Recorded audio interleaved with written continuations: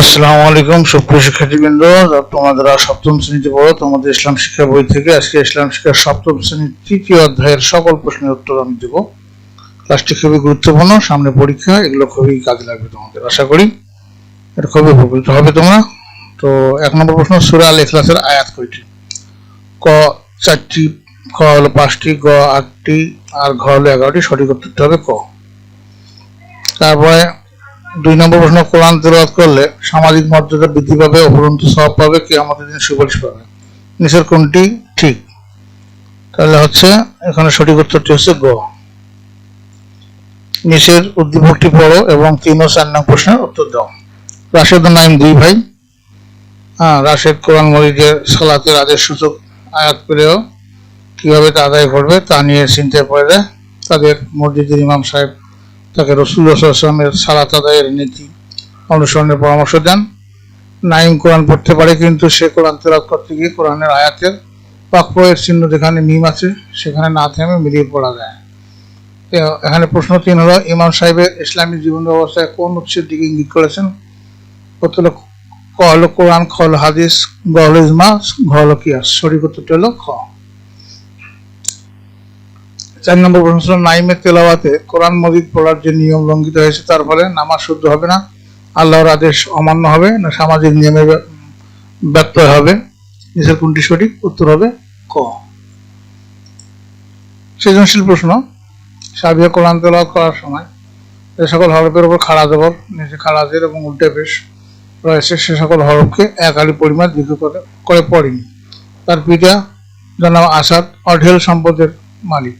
তিনি প্রতি বছর ব্যাংকে হাজার হাজার কোটি টাকা জমা করেন। বড় বড় ধনীদের সাথে সম্পদের প্রতিযোগিতায় লিপ্ত হন। সন্তানকে সঠিক কোরআন শিক্ষাদানের ব্যাপারে তিনি অনেকটাই উদাসীন। এখন ক নম্বর প্রশ্ন ছিল, মদ্যে ফারাই কাকে বলে?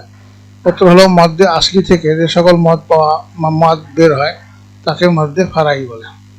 খ ছিল, কোরআন তেলাওয়াতের সময় ওয়াকফ করার প্রয়োজন কেন? ব্যাখ্যা করব। উত্তর হলো, কোরআন মজিদ পড়ার সময় নিঃশ্বাস নেওয়া এবং অর্থ সঠিকভাবে বোঝার জন্য নির্ধারিত স্থানে থামা বা ওয়াকফ করা জরুরি। যেখানে ইচ্ছা সেখানে থামলে তেলাওয়াতের সৌন্দর্য নষ্ট হয় এবং অর্থের বিকৃতি ঘটতে পারে।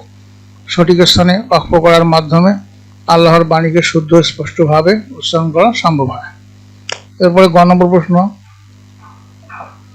সাবিহার কোরআন তেলাওয়াত কোন বিষয়টি লঙ্ঘিত হয়েছে? ব্যাখ্যা করো। উত্তর হলো, সাবিহার তেলাওয়াতে তাজবিদের তারতম্য নিয়ম মাদ্দে আসলি এবং এক আলিফ মাদ লঙ্ঘিত হয়েছে।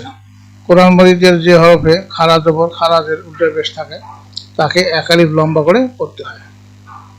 সাবিহা এই দীর্ঘ সময় বা এই দীর্ঘ করার নিয়মটি পালন না করায় তার তেলাওয়াত অশুদ্ধ হয়েছে।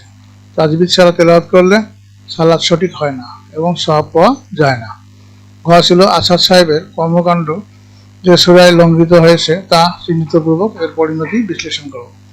উত্তর হলো, আসাদ সাহেবের কর্মকাণ্ডে সূরা আত-তাকাসুর এর শিক্ষা লঙ্ঘিত হয়েছে। সূরা আত-তাকাসুরে মানুষের সম্পদের মোহ এবং প্রাচুর্যের প্রতিযোগিতায় পরিণত হওয়ার কথা বর্ণিত হয়েছে। আসাদ সাহেব অঢেল সম্পদের মালিক হয়েও আরও সম্পদের লালসায় ব্যস্ত, যা তাকে পরকাল ও দিন শিক্ষা থেকে বিমুখ করেছে।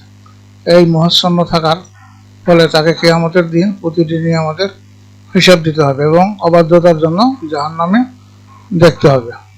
পরিশেষে বলা যায়, দুনিয়ার ক্ষণস্থায়ী প্রাচুর্যের নেশা আসাদ সাহেবকে এক ভয়াবহ শাস্তির দিকে ঠেলে দিচ্ছে। তথ্য 1, যে জারিফ সাহেব এলাকার একজন ধনী প্রভাবশালী ব্যক্তি। বাড়িতে বিভিন্ন অনুষ্ঠানে তিনি এলাকার ধনী ব্যক্তিদের দাওয়াত করে খাওয়ান। অনুষ্ঠানে এলাকার দরিদ্র মানুষ জারিফ সাহেবের বাড়িতে প্রবেশ করতে পারে না। তথ্য 2 ছিল, আজানের সময় মাহফুজ দোকান খোলা রেখে ব্যবসা পরিচালনা করে, পক্ষান্তরে অন্যান্য ব্যবসায়ী দোকান বন্ধ করে সালাত আদায় করতে যান। তার এক ব্যবসায়ী বন্ধু মাহফুজকে সালাতের গুরুত্ব বোঝানোর চেষ্টা করেন এবং তিনি সালাত আদায়ের পরামর্শ দেন। উত্তরে মাহফুজ জানায়, ব্যবসার উন্নতির জন্য সালাতের কোনো প্রয়োজন নেই। এখানে প্রশ্ন হচ্ছে, ক সিহা সিত্তা কাকে বলে? উত্তর হলো, বিশুদ্ধ 6টি হাদিস গ্রন্থকে একত্রে সিহা সিত্তা বলে। খ ছিল, আত্মীয়তার সম্পর্ক ছিন্নকারী জান্নাতে প্রবেশ করবে না, হাদিসটি ব্যাখ্যা করো। উত্তর হলো, আত্মীয়তার সম্পর্ক রক্ষা করা জান্নাতে প্রবেশ করবে।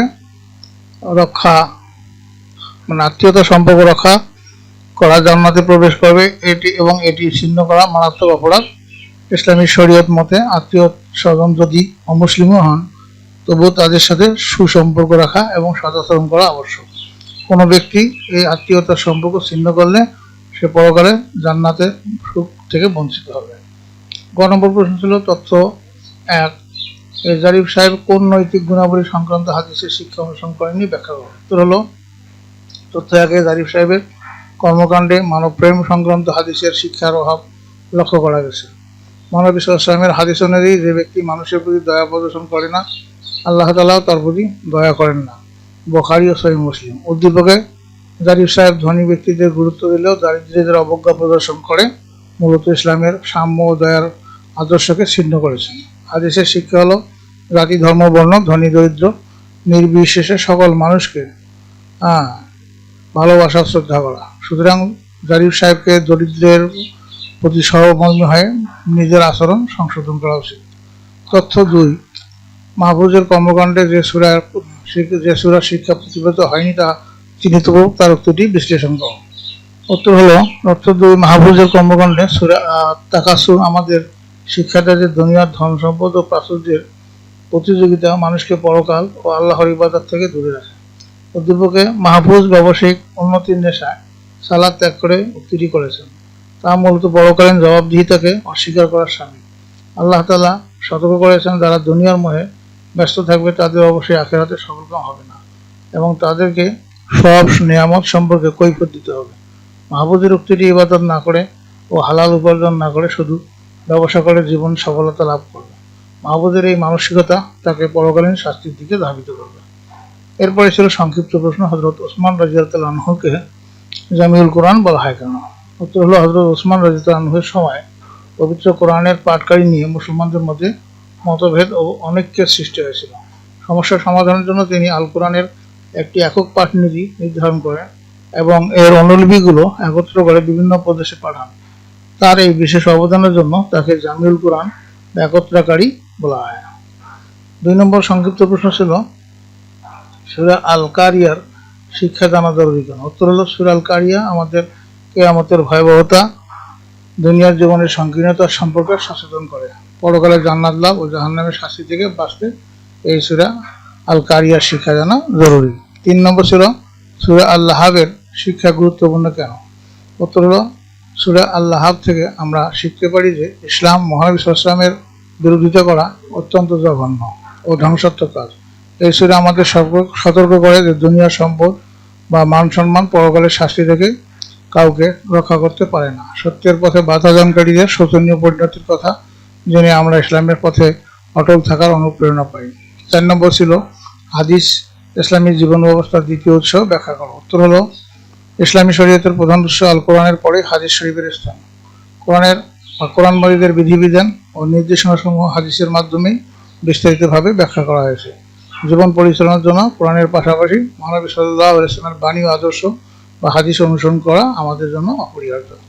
5 নম্বর ছিল নেককার ও পুণ্যবান কখনোই আল্লাহ তাআলার ইবাদত ত্যাগ করে না, ব্যাখ্যা করা। উত্তর হলো যাদের মনে আল্লাহর প্রতি গভীর ভালোবাসা, বিশ্বাস থাকে তারা যে কোনো কঠিন পরিস্থিতিতে ইবাদতে মশগুল থাকে। আসহাবে কাহফের যুবকগণ অত্যাচারী বাদশাহের হাত থেকে ইমান রাখায় ঘরবাড়ি ছেড়ে পাহাড়ে আশ্রয় নিয়েছিলেন, তবুও ইবাদত ছাড়েননি। প্রকৃত পুণ্যবানগণ শত বিপদ ও কষ্টে আল্লাহর উপর নির্ভর করেন এবং সর্বদা তারা অভিমুখী থাকেন।